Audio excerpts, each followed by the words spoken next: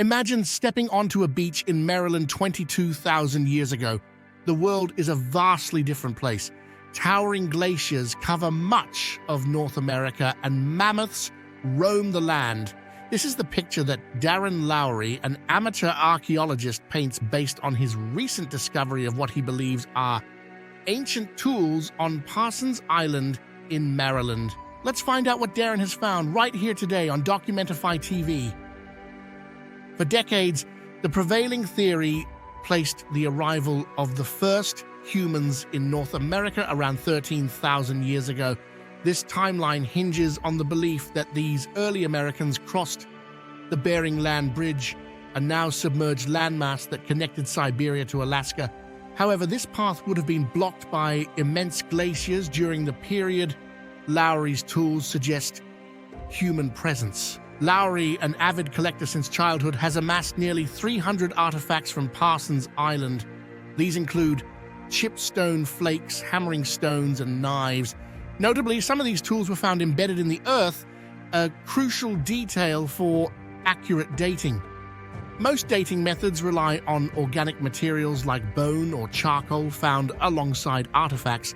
Unfortunately, erosion has dislodged many of the Parsons Island tools, making reliable dating a challenge. Lowery used radiocarbon dating, a technique that measures the decay of carbon-14 on a handful of remaining in-situ artifacts and charcoal samples. An independent lab analysis yielded dates between 20,563 to 22,656 years old. If accurate, these dates would significantly rewrite the story of human migration to the Americas. The dating dilemma? Why unearthing history isn't always straightforward. Imagine you're sifting through soil, the thrill of discovery coursing through you as you unearth a fascinating artifact. But the excitement is quickly followed by a crucial question. How old is it? Pinpointing the age of an artifact is a vital step in piecing together the puzzle of human history, but it's far from an exact science. Dating artifacts, especially those that have been disturbed from their original location, presents a unique set of challenges. In an ideal world, artifacts would be like history textbooks, neatly tucked away with a clear date stamped on them. Unfortunately, reality is far less convenient. For archaeologists, context is king. The location, surrounding materials, and even the position of an artifact within a layer of soil all provides valuable clues about its age. A perfectly preserved spear point found embedded in a layer of volcanic ash tells a much clearer story than a chipped stone tool found loose in disturbed soil. When artifacts are moved from their original position, this crucial context can be lost. Natural processes like erosion or human activity like plowing can displace artifacts, making them orphans of time. This is precisely the situation with many of the tools found on Parsons Island. While some were fortunately embedded in the ground, erosion has dislodged many others, leaving them without a clear chronological fingerprint. Archaeologists have a toolbox of techniques for dating artifacts, but each has its limitations. Radiocarbon dating, the method used on Lowery's artifacts, measures the decay of carbon-14, an isotope found in organic materials, but this method is only effective for organic materials like bone or charcoal found alongside the artifact. For stone tools themselves, other techniques like thermoluminescence, which measures light emissions from minerals exposed to heat, can be used. However, these techniques can be less precise and more susceptible to errors. Another challenge is contamination. Over time, artifacts can encounter materials of different ages, skewing the dating results. For instance, a tool from 10,000 years ago might be nestled next to a discarded beer can from the 20th century.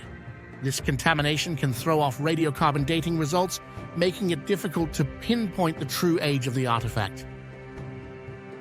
These challenges highlight the importance of collaboration between archaeologists and other scientific disciplines. Geologists can help analyze soil layers and identify disturbances. Climatologists can provide insights into past environmental conditions. By working together, scientists can build a more complete picture of an archaeological site, even when artifacts have been displaced. Dating artifacts, especially those disturbed from their original location, is a complex undertaking. It requires a combination of scientific techniques, meticulous analysis of context, and collaboration across disciplines. While challenges abound, the rewards are significant. By overcoming these hurdles, we can unlock the secrets of the past and gain a deeper understanding of the fascinating story of humanity. The ice-free corridor theory. One of the biggest hurdles in Lowery's theory is the icy expanse that would have separated Alaska from Maryland 22,000 years ago. Lowery proposes an alternative route, an ice-free corridor that existed between the massive glaciers for a brief period. He believes early humans could have followed animal migrations along this path, similar to how Beringian wolves traversed the region around 26,000 years ago. While Lowery's findings are intriguing, they haven't yet undergone peer review, a crucial step in scientific research. Peer review involves scrutiny by other experts in the field who evaluate the methodology, evidence, and conclusions of a study.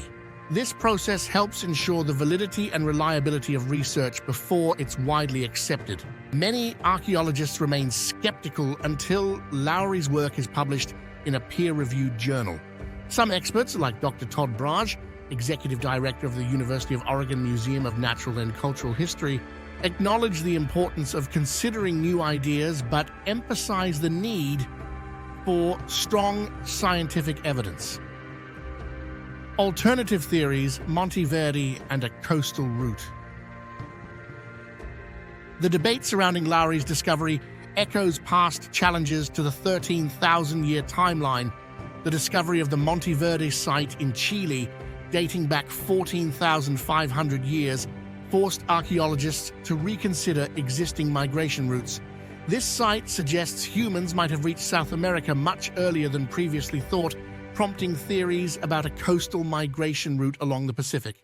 Whether Lowery's discovery rewrites history remains to be seen. However, it adds another piece to the complex puzzle of how and when humans first arrived in North America. Future excavations on Parsons Island, coupled with meticulous dating techniques and peer-reviewed research, could shed more light on this captivating chapter in human history. So, what are your thoughts? Let us know in the comments. Start the discussion right here on Documentify TV.